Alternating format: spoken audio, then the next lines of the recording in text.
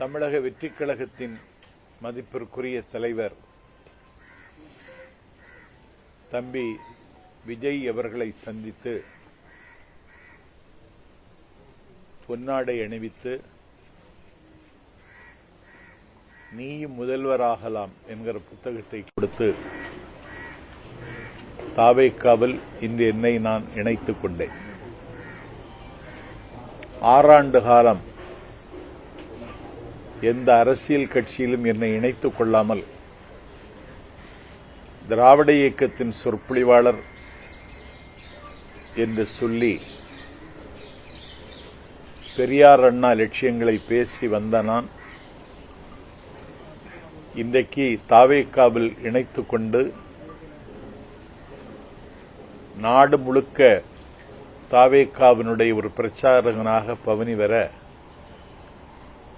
தம்பி விஜய் என்னை அனுமதித்திருக்கிறார்.